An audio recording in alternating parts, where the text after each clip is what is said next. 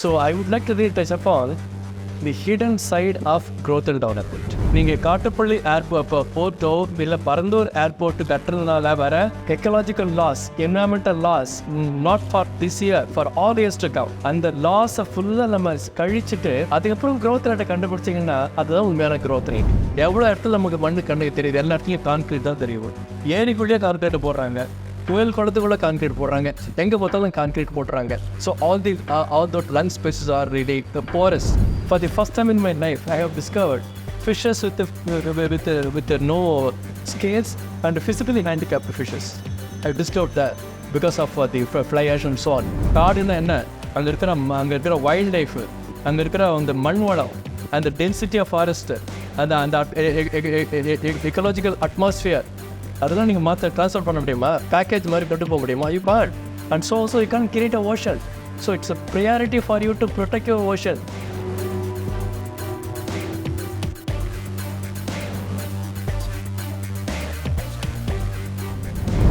I want to put it in the larger context of the bigger jargon that we have been hearing about, talking about, reading about every day, which is growth and development.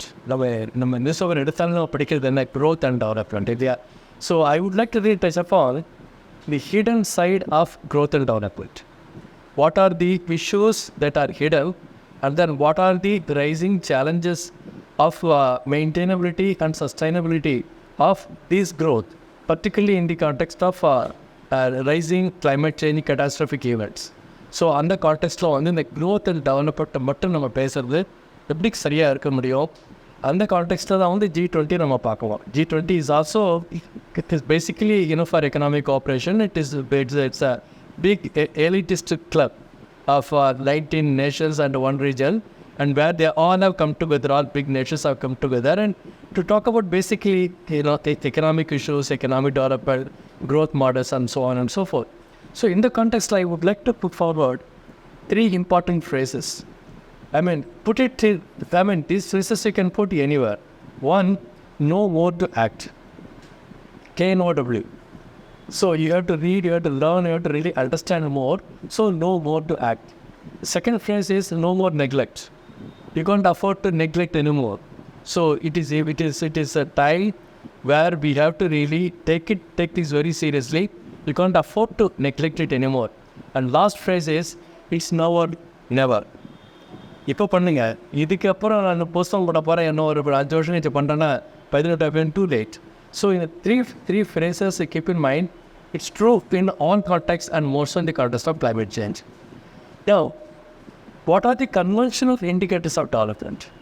The conventional indicators of development out பார்க்கும்பொழுது, when we always talk about what is the financial conditions, what is the employment rate, and what is the profitability, and what is the growth rate, and those are the conventional indicators, but which very often is misleading. Very often misleading. What's the big deal when somebody says growth rate is 7%? What does it mean for a common man? Yes, sir, is working with unorganized sector, the millions of population in the country. How does it matter to them? But the country is reaching 7% or 8%.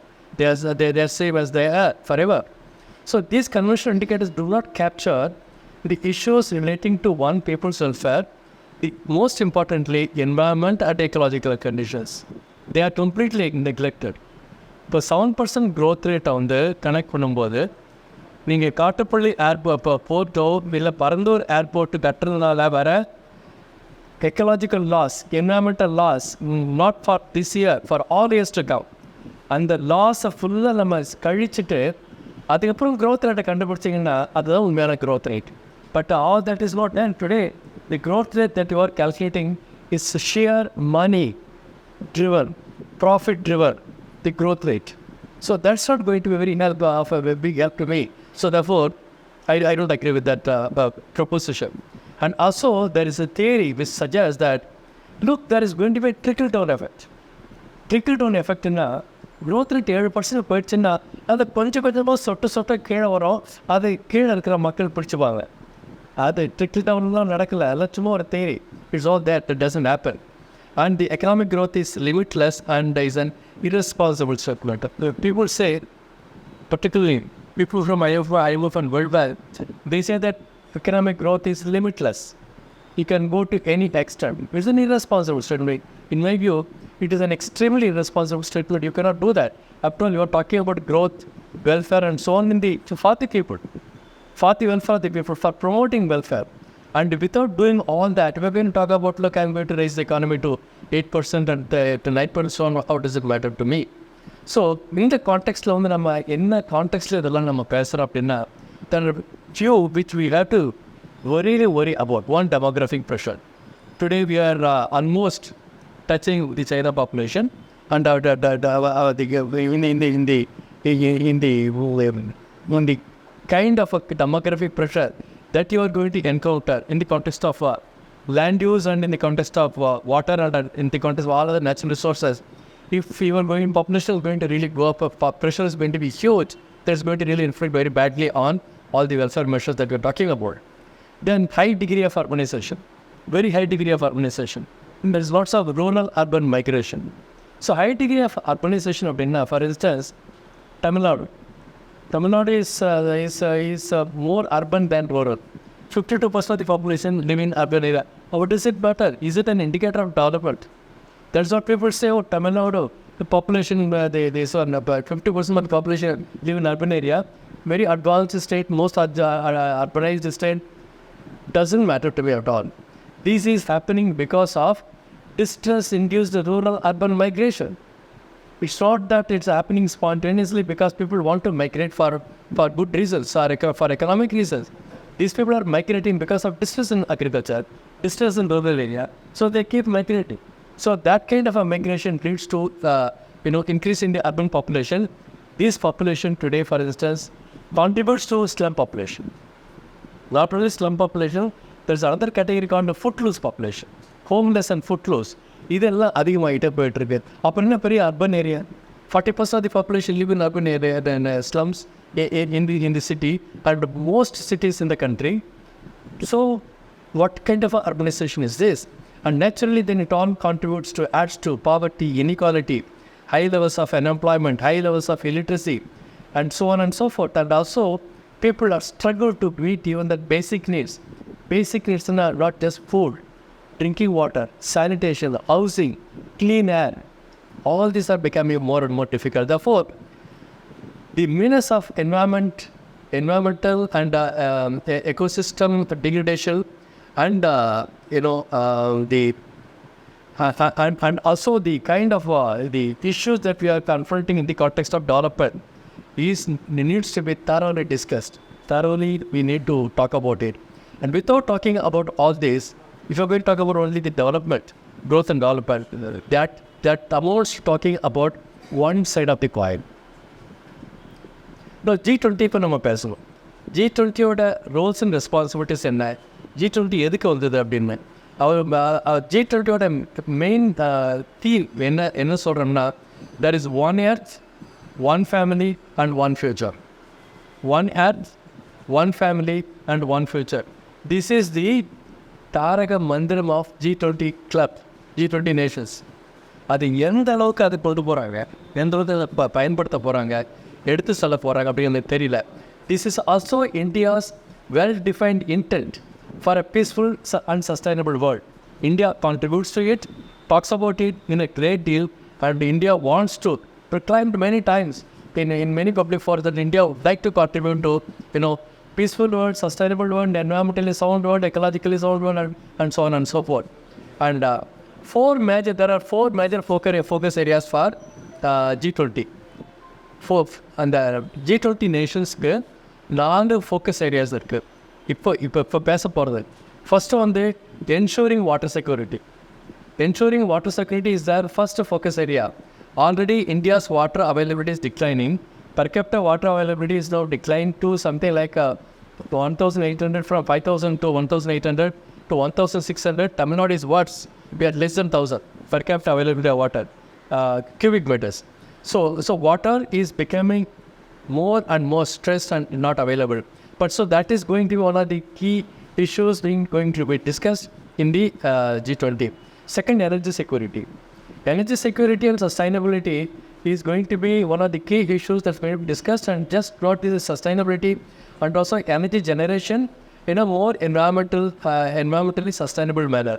So that also needs to be discussed. Third is the emerging biodiversity crisis, biodiversity crisis conditions, and ensuring ecological security. And lastly, environmental sustainability. These are going to be the major issues: water security, energy security, biodiversity and ecological security, and environmental sustainability. இந்த இஷ்யூஸை G20 பேசணும் அப்படின்ட்டு விருப்பம் இருக்குது, intend இருக்குது. எந்த அளவுக்கு அதை பேச போகிறாங்க, எந்த அளவுக்கு அதை சொல்யூஷன் கண்டுபிடிக்க போகிறாங்க, எந்த அளவுக்கு அதை முன்னெடுத்து சொல்ல போகிறாங்க அப்படிங்கிறது நமக்கு தெரியாது. இல்லை, நியூ ப்ரொஜெக்ஷன் ஃபார் இந்தியா இந்த கான்டெஸ்ட்டில் நம்ம பார்த்துக்கிறோம்.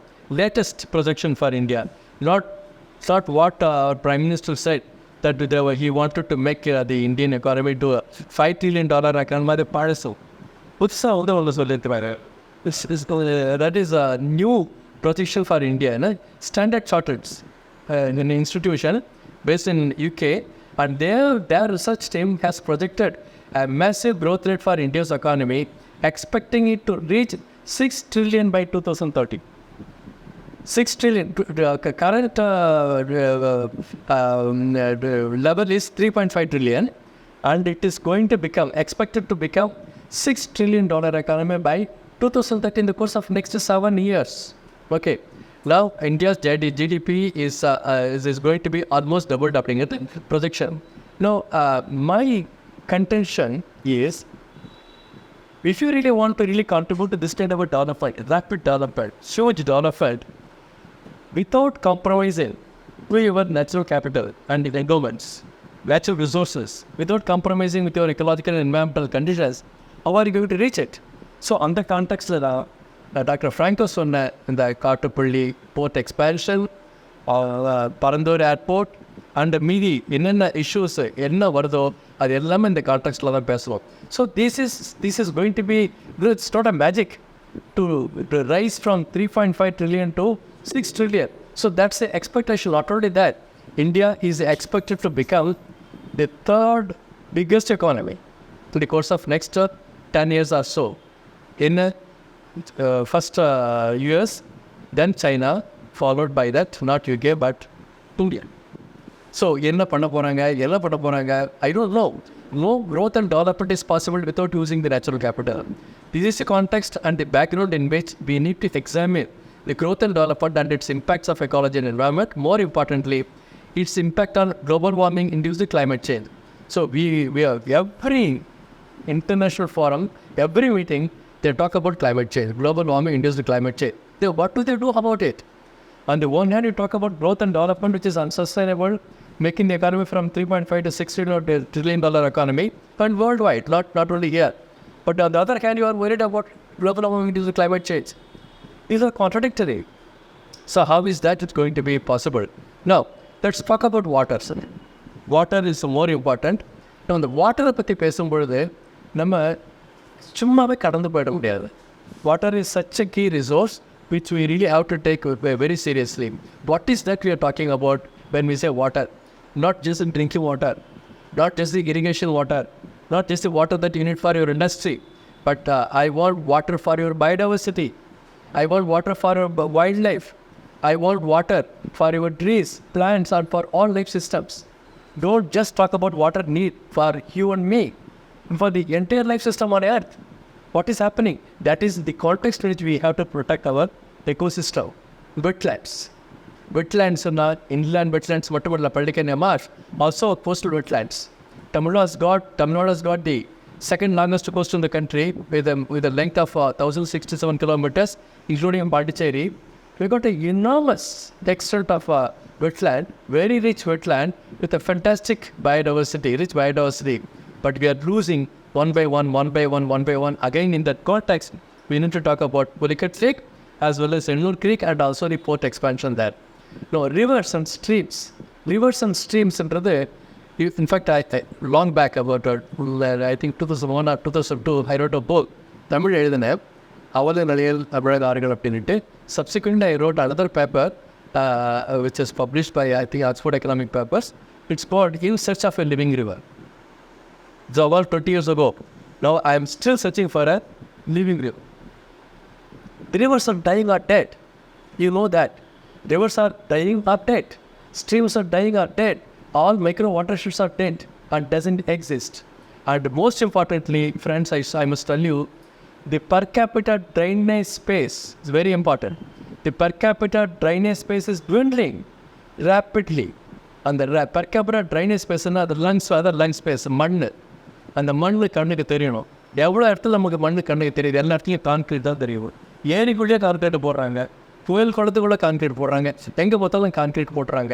So all the lung spaces are really the porous. அது எல்லாமே போயிட்டுருக்கு.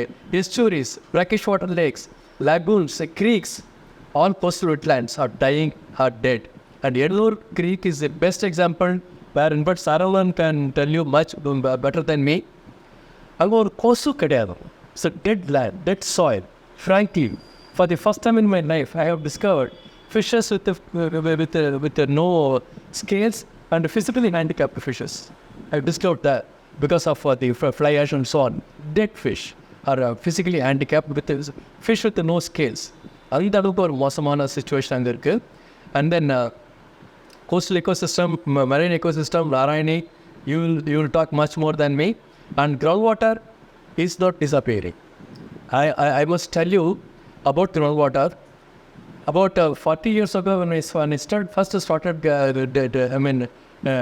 research on groundwater, I thought groundwater is the ultimate. It's going to be the future of India. No, not anymore. My recent paper on groundwater suggests that wells are becoming the potential threat to farmers' well-being. Wells are becoming the potential threat to farmers' well-being. You know why? You keep investing. The yield from water, groundwater is declining day by day. And finally, you become so heavily indebted and you commit suicide. And today, groundwater, investment on groundwater is the most important reason for farmer suicide deaths. And it is happening on a big scale. And in fact, today 70% of agriculture, we depend upon groundwater. 80% of our drinking water and industrial water, more so industrial water comes from groundwater. But groundwater is going down day by day. There is an increasing mismatch between extraction and recharge. நம்ம எவ்வளோ தண்ணி எடுக்கிறோமோ அதுக்கு தண்ணி உள்ளே போகல, அதோட ரொம்ப கம்மியாக போகுது. There is a steady and a rapid decline in the groundwater table. Now, at one stage, we are already discovering that we are over-exploiting. And the central groundwater report says that many districts are over-exploited. And now, finally, we are going to see a situation where we are mining groundwater. Mining groundwater is a situation where you cannot replenish. You can't recharge because that's a fossil water. You can't replenish. It's gone so deep. And the next stage is depletion. Depletion up to zero water. Depletion next stage, desertification. Desertification next stage, zero soil moisture. That is the situation we are heading. So, அந்த நிலைமை அவ்வளோ தூரம் போக வேண்டாம். இப்போ mining of ground water situation depletion வந்துட்டா, you tell me what is going to happen to your agriculture? What is going to happen to your drinking water needs and industrial need? The economy will collapse. How are you going to sustain even the present growth rate, even on reaching the $6 trillion economy? So therefore, groundwater is the key, but we are not recharging. We are not bothering at all. On the one hand, you got a huge seawater intrusion and the contamination, the groundwater becoming brackish and saline. On the other areas, either you are losing groundwater, declining, depleting, or contaminated. Situation is too bad. What are we going to do? So this is about groundwater. And the soil is getting contaminated. Topsoil is eroding. Biodiversity crisis, forests are disappearing. நம்ம Franco சொன்னாரு, forest என்ன நிலைமைக்கு போயிட்டுருக்கு அப்படின்ட்டு. Hills and mountains are disappearing. Wetlands, inland are disappearing. Minerals are disappearing. Air, atmosphere is going to collapse. And the loss of carbon space in the atmosphere. Carbon space is a huge endowment for us. That we are losing that. And finally, with all that, there is going to be huge conflict between biosphere, hydrosphere and atmosphere. Friends, let me tell you, biosphere என்ன நடக்குதோ அது hydrosphere அட்மாஸ்பியரையும் பாதிக்கும். அட்மாஸ்பியரில் எது நடந்தாலும் அது biosphere ஹைட்ரோஸ்பியரையும் பாதிக்கும். ஹைட்ரோஸ்பியரில் எது நடந்தாலும் அது biosphere, atmosphere பாதிக்கும் because they are interlocked. They are very closely interlocked. You can't just take them for granted. நம்ம எத்தனை பேர் அட்மாஸ்பியர் பற்றி கவலைப்பட்டிருக்கிறோம்? It's about 500, 600 kilometers ஹைட்டுக்கு that space belongs to Earth. Particularly the first 80 kilometers, troposphere பேர். அது வந்து that very closely linked to your life system on Earth. அதை பற்றி நம்ம எத்தனை பேர் கவலைப்பட்டிருக்கோம், எத்தனை பேர் அதை பற்றி தெரியும் என்ன நடக்குது அப்படின்ட்டு. ஸோ அந்த இஷ்யூஸ் வந்து நம்ம completely we have ignored. And that is what is now becoming a big worry for scientists. But அதை பற்றி ப்ரொடெக்ட் பண்ணுறது என்ன ப்ரொடெக்ட் பண்ணணும், எப்படி ப்ரொடெக்ட் பண்ணணும், அதை பற்றி நம்ம கவலைப்படுறதில்ல. Hydrosphere Narayana again will tell you more. And today கடலை பற்றி நம்ம கவலைப்பட்டிருக்கிறோமா சார்? கடல், நம்ம எத்தனை பேர் கடலை பற்றி நம்ம கவலைப்பட்டிருக்கிறோம்? கடல் வந்து எல்லாம் கடல் தானே, அது பாட்டு இருந்துட்டு போட்டோமே. We all imagine and think that you get most of your oxygen from forest and from plant. No, you do get oxygen from them, but most of the oxygen, plenty you get only from the ocean, about 50%. 50% of the oxygen that you get is from the ocean, and ocean is now become the world's largest dustbin. எல்லாம் அது dumping யார்டாக போயிடுச்சு. அது உள்ள போயிட்டு இப்போ oil spill, அது குப்பை, plastic எல்லாம் acidity அதிகமாகிட்டு. there is the huge difference between the temperature, sea surface temperature, all kinds of problems are there. And hydrosphere, about the inland hydrosphere, I don't have to tell you how badly it is affected. And biosphere, biodiversity, land, soil, ellame. So all these are really becoming extremely bad. And this is the context in which IPCC is also giving you very serious warning. They say 3.3 to 3.6 billion people live in the hotspots and in the most vulnerable area. 3.3 to 3.6 billion people in the world. Now, India is not excluded. India is part of that. So there is going to be a huge problem on climate leading to water, food and health. This nexus is going to become a huge worry. Food, water and health due to climate change. அதுக்கு தான் வந்து environmental sustainability, ecological sustainability அதெல்லாம் நம்ம கேட்குறோம்.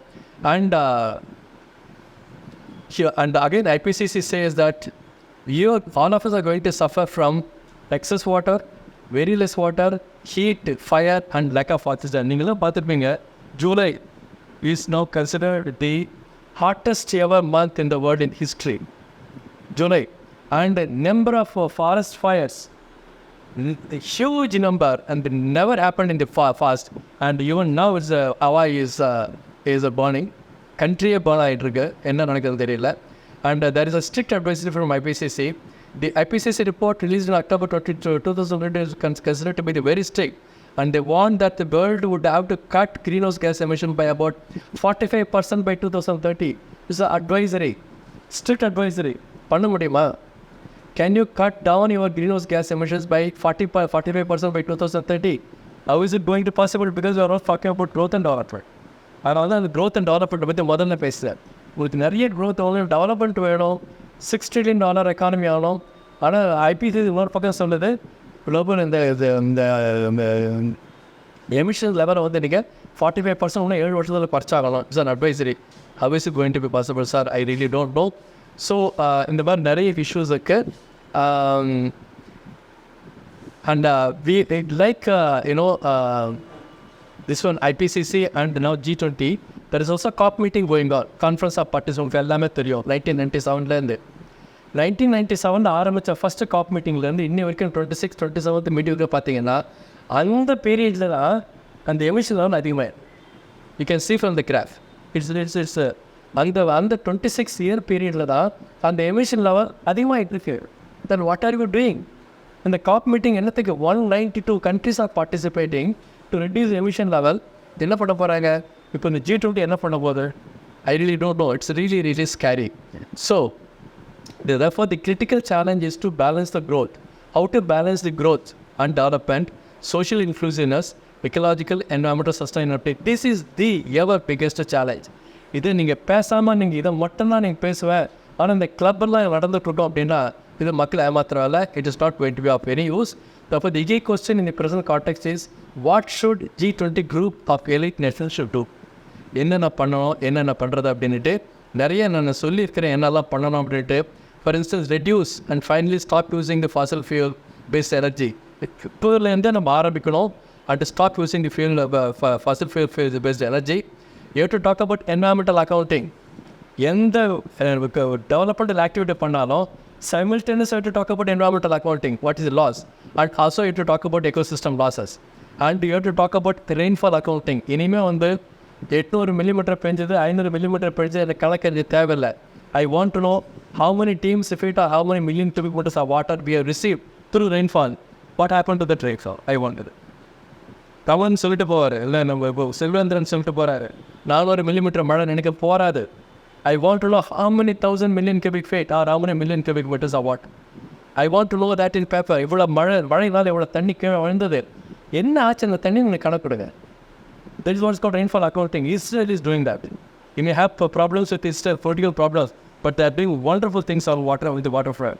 And rainfall accounting is a key. We have to talk about that. And then conservation of natural resources, natural capital, most of forest and oceans. Ocean நம்ம பாதுகாக்கணும்.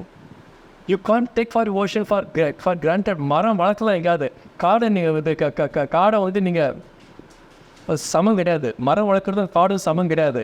காடை இங்கே அழிச்சிட்டு அவர் சொன்ன மாதிரி அந்தமான் நிக்கோபார் ஐலாண்ட்ஸ்லேருந்து வேறு இடத்துக்கு காடை கொண்டு போது நீங்கள் அந்த காடுன்னா என்ன, அங்கே இருக்கிற வைல்ட் லைஃபு, அங்கே இருக்கிற அந்த மண் வளம், அந்த டென்சிட்டி ஆஃப் ஃபாரஸ்ட்டு, அந்த எக்கலாஜிக்கல் அட்மாஸ்ஃபியர், அதெல்லாம் நீங்கள் ட்ரான்ஸ்ஃபர் பண்ண முடியுமா? பேக்கேஜ் மாதிரி கொண்டு போக முடியுமா? You can't. And so also you can't create a ocean. So it's a priority for you to protect your ocean and protect your forest. And without conserving these, don't ever talk about your development. And then you have to talk about scientific waste management practices are going to become a huge issue. Waste management is becoming going to be a huge issue. We never talk about it. The way you talk about growth and development, you also have to talk about your waste management. More so, the industrial waste. The industrial waste are accumulated, or most of them are toxic. எங்கே போகுது? ரிவரில் போகுது, மண்ணுக்குள்ளே போகுது, ground water contaminate பண்ணுது, ஏரில் போகுது, because you are burning it. What the hell? Have you ever talked about industrial waste management and biomedical waste management, solid waste management, liquid waste management, biomedical waste management?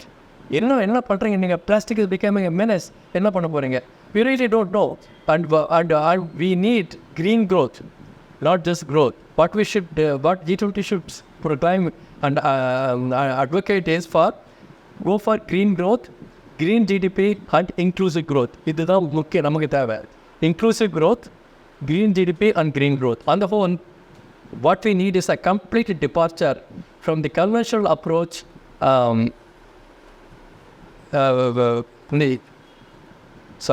Let me read that. So what we need is the complete departure from the conventional approach in transitioning growth, green economy. Complete transition. சும்மா அங்கங்கே cosmetic interventions பண்ணாதீங்க. Most of the governments in the world today are doing cosmetic interventions in the name of contributing to climate change. No, these are all cosmetic. Powder poster வேற. I need complete transition. Complete transition வேணும். இல்லைனா it's not going to be very helpful. So that's what I want to say here. And I just wanted to end with just one word. The future is in our hands. So how we are going to manage is up to us and up to our government, and be a responsible producer, be a responsible consumer, and also be a responsible governor, giving governance, good governance. We need responsible governance, we need responsible producers, and also consumers have got to be more responsible. And all these are very, very important. In the absence of that, situation will become very bad by 2030. Thank you.